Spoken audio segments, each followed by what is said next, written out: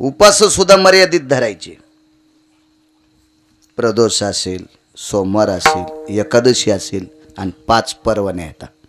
त्याच्यापैकी महाशिवरात्रीची एक पर्वणी आहे. उत्तम शिवरात्री 5 पर्वण्या आणि हे 24, 29 आणि अर्ध उपवास सोमवार आणि प्रदोष. हे पुराणानं दाखवून दिलेली उपवास. यायले नादे लवंगावर मंगळवार धरी ती, लवंगावर मंगळवार आणि खडी साखरेच्या खड्यावर बुधवार. वा वा वा वा. आणि पिना पारडा पप्याच्या बापाचा. कोण सांगितलं तुला लवंगावर मंगळवार धरायचा? हा, उपासानं इतकी तापली, सासूल नीट बोलणं, सासऱ्याला नीट बोलणं, पप्याच्या बापाला छटकेच आणायची. काय बाई, कशाला आगावपणा करते मायाच्या तुरा. हो न कस्तुरे, मंजुळे, चुकीचे काम आहे, चुकीचे. जाऊ द्या, काय करायचं आपल्याला. माणसाला चांगलं आवडणं. या महाराष्ट्रात कोणतंही दुकान टाका, त्याचं काही दिवस चलतं. आणि भंगिऱ्या दुकानाचा नाद दारू पाहायचं यायला लागला. एखाद्यानं म्हणावं बाई हे मनी घरात याची पूजा केली की पैसे देतोय. ते पप्याच्या बापाच्या पाया पडायची नाही, पण मण्याला दुधानं आंघोळ घाली. आमच्या घरी एक जणांनी मनी द्याला. दारातून चाललं होतं टेम्पो, 2-4 फोटो गिटो त्याच्या त्या टेम्पोत. कोणी म्हणलं असेल महाराजाचं घर आहे. गव्हाचं खळं झालेलं होतं. भरपूर पोते होते गव्हाचे पडलेले. शेती चांगली आहे मला, म्हणून तर इतका रगीलपणानं बोलतो. इकडं बंद झाल्यावर निघले तिकडं. मग डॉक्टर साहेब ते दारात आल्याबरोबर थांबले गेमले. आमच्या पोरायच्या माईला वाटलं याला 4-5 पायल्या गहू, आपलं 4-5 किलो गहू देऊन टाका. दिले गहू. ते 4-5 किलो गहू दिल्यावर त्यानं लक्षात घेतलं गडे बाई भावनिक आहे, त्यानं मनी द्याला. म्हणले बाई ह्या मनीची पूजा केल्यावर पैसे लय येतात. घेतला ते मनी. जाईच ना. तिला वाटलं जी थैली उशिली का ती थैली याच्या बोकांडीवर घाला. देऊन टाकलं ती 50 किलोची थैली.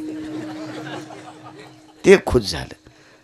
आता शेतकरी मी एकच, बाकी सगळे नोकरीवाले. नोकरीवाल्याच्या बायका वरच्या मजल्यावर राहतात. कोणी मागायला आला की ते म्हणतात सुतक पडे.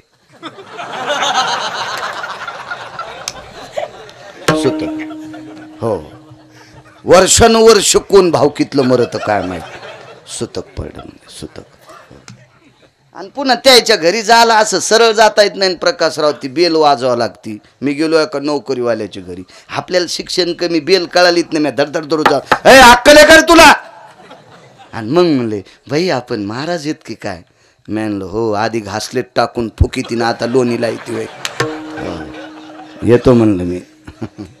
हे पैशा शिकलेले लोक असे असतात. नोकरीवाल्याच्या बायका लय चालू. किती चालू सांगू तुम्हाला. त्या सासू सासरे त्याला आवडत नाही. 2च तोंड आणि खिचडीन बोंड. गुरुजी अंगावर घेऊ नका, मी तुम्हाला म्हणत नाही. ज्याच्या चालू आहेत त्याला लागन, आहे का नाही. मग रेडीमेड कपड्याचं दुकान आहे. ज्याच्या अंगाला शर्ट येईन त्यानं घालायचं. हो, मी काय इथं बसलेले पंकज म्हणत नाही. हा हा. आरशाला कोण भेटय माहितीये का तुम्हाला. आरशाला कोण भेटय.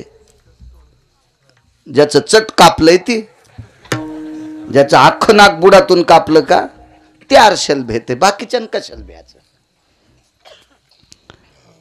2च तोंड आणि खिचडीन बोंड. एका नोकरीवाल्याच्या घरी म्हाताऱ्याला भेटायला गेलो. सांगतो चला. तुम्हाला एक सांगू का, संसारात माणसं जर सुधारले तर धर्म उंच जाईल. जी माणसं मायबापाचा आदर करतात ती माणसं धर्म वरी नेऊ शकतात. जी माणसं मायबापाची किंमत करत नाहीत ते भडवे किती अभ्यास असू द्या ते धर्माला उंच नेऊ शकत नाहीत. भेटायला गेलो. म्हातारं बसलेलं होतं. चहा आला तो आम्ही चहा घेत होतो. दुधाचा चहा. आजही घेतला तुमच्याकडे जरसा. मला चहा, म्हाताऱ्याला चहा द्याला. त्याला अण्णा म्हणत होते. म्हणलं अण्णा घ्या. नको म्हणे महाराज. म्हणलं घ्या आमच्या देखता. त्यानं घेतला, मी घेतला. म्हातारी मला पाहून खुर्चीवरली उठली आणि खाली बसली. इतक्या आदरणीय बायका आहेत बरं का महाराष्ट्रातल्या. राज्य, राणी व संपत्ती देशाची कोणती असेल त्या देशाची स्त्री आहे. या देशाची, पवित्र देशाची स्त्री. सर्वात श्रीमंत कोण असेल गुरुजी तर स्त्री आपल्या भारत देशाची. व सद्गुरू गजानन बाबांना जन्म देणारी स्त्री किती पवित्र असेल हो.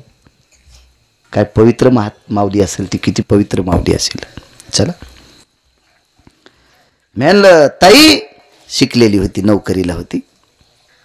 40-42 हजार तिला पगार होती. तिच्या नवऱ्याला होती 50-50 हजार पगार. दोघायला होती. जशी साडी तशा रंगाची चप्पल घालीत होती. मला चप्पल घालूनच चहा घेऊन आली ती. तर मी म्हणलं ताई ही चप्पल ही घरात वापरायची चप्पल आहे. म्हणलं ताई अशा चपला. हो म्हणलं जशी साडी तशी चप्पल. किचनमध्ये वापरायची वेगळी, हॉलमध्ये वापरायची वेगळी. म्हणलं महाराज घरी आल्यावर त्याला हाणायची एखादी आहे का. तशी असलीच सांग, मी उठून जातो म्हणलं. माय उग मग गालबडी छिन कशाला तुझ्या घरचा चहा पिऊ. म्हणजे हे पैशाचा कर झाला हो. मला वाटतं देवानं किती श्रीमंती द्यावा पण धोत्राव इन नाही करावं महाराज. कुत्रे भुकत असतात ना हो. मर्यादेत राहिलं पाहिजे ना, लिमिट असलं पाहिजे त्याला. तर मी म्हणलं ताई, आता मी तिला ताई म्हणलं. मी चेहऱ्यावरूनच मला कळालं ताई चुडेली नाही, पण असं म्हणता येत नाही पटकन. तर म्हणलं ताई आजीला आमची म्हातारी सकाळी एकदाच चहा घेती. सासूला म्हातारी म्हणली किडे पडते. म्हणलं तुझ्या तोंडात एवढाले आळ्या पडते बोटावानी. मनातली मनात म्हणलं असं जोरात नाही म्हणलं. ती नोकरीवाली बाई होती, तीन राखेल टाकून फोकला असताना बाळू घरात. मी इतका येडा, माझ्या गोळ्या संपल्यात का तोंडाव म्हणायला.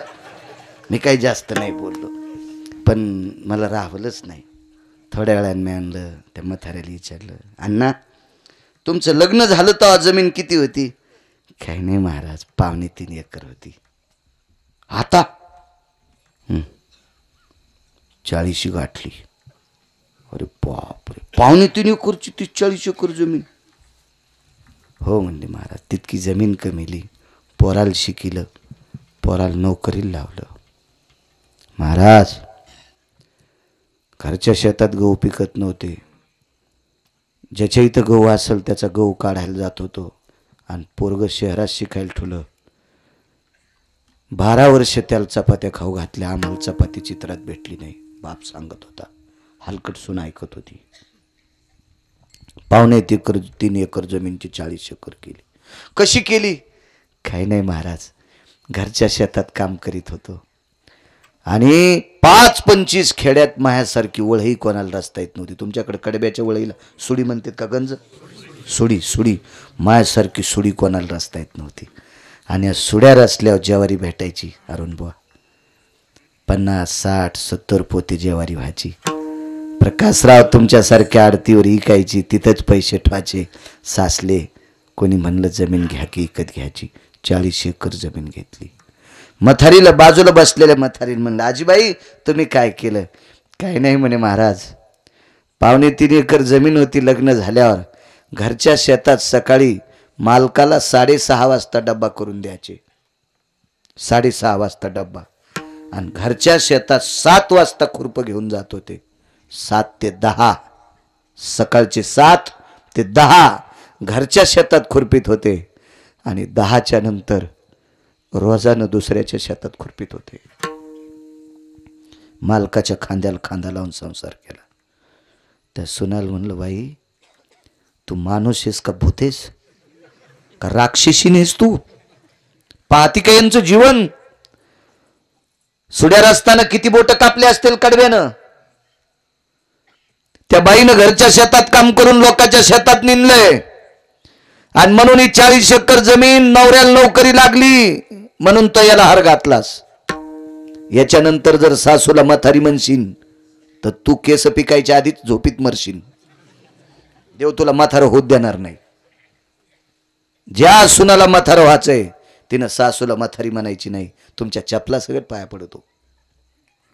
सासूला आत्या म्हणा, सासूला बाई म्हणा, सासूला माय म्हणा. का म्हातारी म्हणता. हा तुम्ही नवऱ्याच्या माईला म्हातारी म्हणता. तुमची माय म्हातारी व्हायच्या आधीच मरायची का. तुमची भावजई नाही का घासलेट टाकून फुकायची तुमच्या माईला? मला सांगायचं एक, जी माणसं संसारात नीट वागतात ती परमार्थात याच्या लायकीची असतात. आही कची धड नाही तयाची परत्र पुसशी काय. चला गुणगाईन आवडी येतो इकडं. नाद हे गव्हाला पाणी देता देता गवत उपटायचा. कडव्यावर येतो, कडवं सोडित नाही. एसटी लांबून आणतो पण बस स्टँडला नेतो डॉक्टर साहेब, मधात सोडित नाही प्रवासी. एका बाईनं आवडीनं देवाचं गुण गायलं, आवडीनं आवडीनं आवडीनं गुण गायलं. त्या बाईच्या देवघरात काशीतले मालक आणि वैकुंठातले मालक दोन प्रतिमा होत्या. एवढं गुण गायलं, एवढं गुण गायलं, पण त्या बाईला मागं पुढं कोणी नव्हतं. म्हणून त्या बाईनं विरंगुळा म्हणून दोन जीव पाळले. एक पशु पाळला आणि एक पक्षी पाळला. पक्षी म्हणजे कोंबडन, पशु म्हणजे वानर, माकड पाळलं. बाई कोण होती माहिती तुम्हाला? वेश्या होती. वेश्या. नाव सांगता येईल तिचं?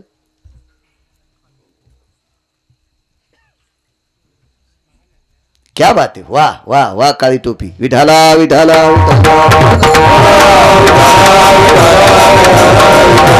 बाईचं नाव आहे महानंदा. महाराज वेश्या आहे, वेश्या वेश्या आहे. ज्या दिवशी तिच्या त्या व्यवसायामध्ये एखादा पुरुष तिला प्राप्त होत नाही, ती अख्खी रात्र तिनं भजनात घालायची, अख्खी रात्र भजनात. आणि तिनं भजन म्हणत असताना दोन जीवानं नाचायचं, कोंबड्यानं नाचायचं आणि माकडानं नाचायचं. आवडीनं गुण गाण्याची ताकद सांगतो. पर्वकाळ शिवरात्रीचा चालू आहे. वारकरी संप्रदायाचा दंड के समय जाना समय जाना. वारीचा प्रसंग आला असेल तर वारीचं महत्व कीर्तनात 10 मिनिटं सांगायचं. कोणता अभंग घ्या. हो, संतांच्या पुण्यतिथी आल्या असत्याल, जयंत्या आल्या असत्याल, पुण्यतिथ्या असत्याल, जयंत्या असत्याल, त्यावेळेला जर प्रकरण असतील, अभंग कुठला घ्या. श्राद्धाचं कीर्तन असू द्या, पण 5 मिनिटं संतावर बोला. ह्या पर्व काळात प्रगट दिनाच्या उत्सव सोहळ्यामध्ये ह्या 8 दिवसात एखाद्याच्या 13वीचं जरी कीर्तन असलं तरी 5 मिनिटं तरी सद्गुरू गजानन बाबावर बोलायचं. त्याला संप्रदायातलं वक्ता म्हणतात. समय जाना समय जाना.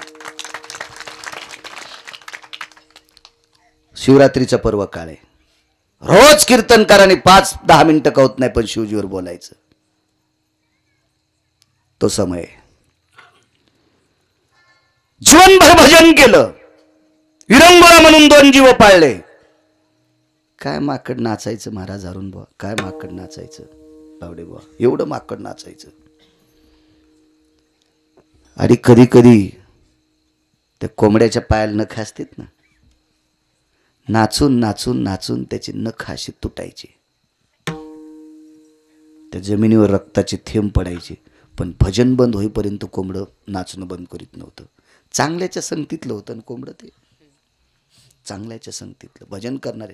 बाई वेश्या होती, वाक्य नीट ऐका. वारांगण आहे, वेश्या आहे, पण तत्व होतं तिच्या जीवनामध्ये. तुम्हाला एक माहित आहे का, खाटकाच्या पाया पडताना का करा बरं हातवरी, कोणी खाटकाच्या पाया पडतं कोणी नाही. का पडत नाहीत? त्याचा व्यवसाय काय तोडायचा आहे? मांस.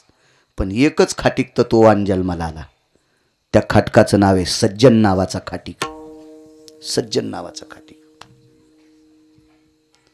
तो पंढरपुरातला मालक, त्याला मांस विकू लागला. हो, मांस विकू लागला.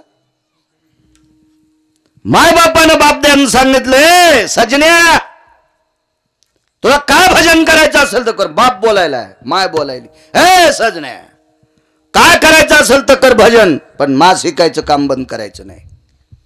काय ताकीद हो. प्रकाशराव भजनाच्या नादात किलोभर मागितलं, त्याला 2 किलो द्यायचं. ज्यानं अर्धा किलो मागितलं त्याला 3 किलो द्यायचं. संसार मातीत जाईन ना.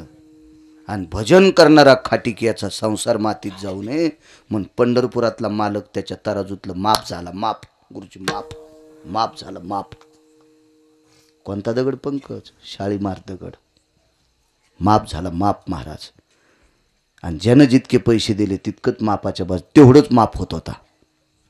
म्हणून सजन कसा ऐकू लागे मास. भजन करणारी लोक होती महाराज, भजन करणारी. म्हणजे एखाद्याला शंका येईल, वेश्याबाई आणि तिचं वर्णन बाळू महाराज करतात, खाटका इतकी बेकार आहे का? होय. त्याला जर पंढरपुरातला मालक तत्वानं वागत असेल, किंमत देतोय, तर तिची काय कथा आहे? अजून एक पुरावा सांगतो तुम्हाला.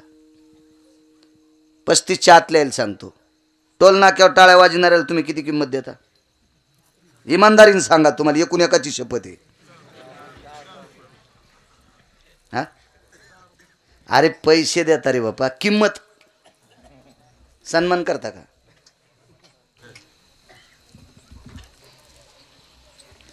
गाज ना काय वडजी वडजी कर, पोरायच फोन आला. हे तुमचं गाव ओलांडून आलेत. हा हा वडजी कर बी. डॉक्टर साहेब आदर करता तुम्ही त्यांचा? नाही करीत, नाही करीत. घरातली लोक त्यांचा आदर करीत असतील, मित्र करीत असतील, ज्या कुळात जन्माला आला ते पाहुणे करीत असतील? नाही. पण एका वारकऱ्याचं ऐकून, त्याला कोणत्या पंथातले म्हणतात? तृतीय पंथी. या तृतीय पंथातला 22 वर्षाचा एक तरुण एका निष्ठावंत वारकऱ्याच्या पायावर डोकं टेकलं, आपली व्यथा सांगितली. त्या वारकऱ्याने सांगितलं, चल एकदा पंढरपूरला. आणि एकदा पंढरपूरला नेलं आणि सांगितलं, अरे माईनं किंमत नाही देऊ दी, बापानं किंमत नाही देऊ दी, तुमच्या भावकीतल्या लोकांनी नाही देऊ दी, मित्रांनी नाही देऊ दी, भूतान नाही देऊ दी, पण तुला जगाचा मालक किंमत देईल. माझं ऐक, तू उद्यापासून भजन करी जाय. आवडीनं भजन केलं, आवडीनं भजन केलं. आज परिस्थिती सांगू तुम्हाला, भारतातला कोणता जरी वारकरी असेल, कोणता जरी वारकरी असेल, किती जरी अभ्यासू असेल, तरी त्याला या तृतीय पंथाचं नाव घेतल्याशिवाय काकडा संपत नाही. कान हो पात्रा खोदू, पिंगारी तू दादू, भजनी आभेदू हरीचे पायी. माझे देहूतले मालक तुकोबरायला म्हणतात, तुकोबराय देहूतले मालक विटेवरच्या मालकाला म्हणतात, देहूतले मालक विटेवरच्या मालकाला म्हणतात, हे प्रभू, ज्याला समाजात किंमत नाही, ज्याला घरची किंमत देत नाहीत, या तृतीय पंथाला तुम्ही कुठं नेऊन घातलंय? तर विटेवरच्या मालकाचे डोळे भरून आले आणि तुकोबरायला सांगितलं, तुकोबराय, त्या बालकाने माझं आयुष्यभर आवडीनं गुण गायलंय. मग तृतीय पंथातल्या व्यक्तीनं तुमचं आवडीनं गुण गायल्यावर माझ्या सकाळच्या काकड्याच्या अभंगातल्या गाथ्यात जाऊन बसला. गुण गाण्याची ताकद इतकी मोठी आहे. म्हणून मला याच्याकरता सांगायचंय की देवाचं गुण गाण्यासाठी जातीचा संबंध नाही, देवाचं भजन करण्यासाठी गरिबी श्रीमंतीचा संबंध नाही, कुठल्याही जातीचा असू द्या. त्यांना आवडीनं देवाचं गुण गावा. विटेवरचा मालक, काशीतला मालक त्यांना हृदयात ठेवतो, त्यांना आवडीनं गुण गावा. बघा ती वेश्या होती, जीवनभर विटेवरच्या मालकाचं, काशीतल्या मालकाचं भजन केलं, सारखं गुण गायलं.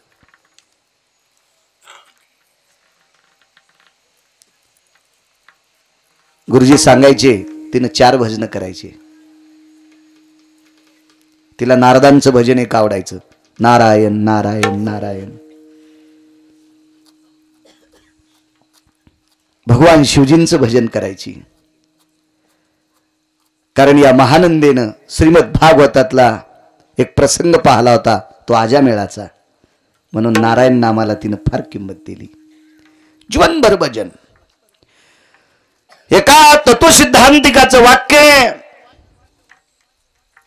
शेवटच्या टप्प्यात सौंदर्य कमी झालं नाही, महानंदेचं सौंदर्य कमी झालं नाही, पण ज्या घरामध्ये भजन गायलं त्या घरातून एखादा नराधम स्वतःच्या कामाची तृप्ती करण्याकरता तिच्या घरात प्रवेश केला आणि त्या घरातलं वातावरण बघितल्याच्या नंतर त्याचा काम संपत होता आणि महानंदीला नमस्कार करून वापस येत होता. ताकद कशाची असेल महाराज? कशाची ताकद असेल? भजनाची ताकद आहे. तुम्हाला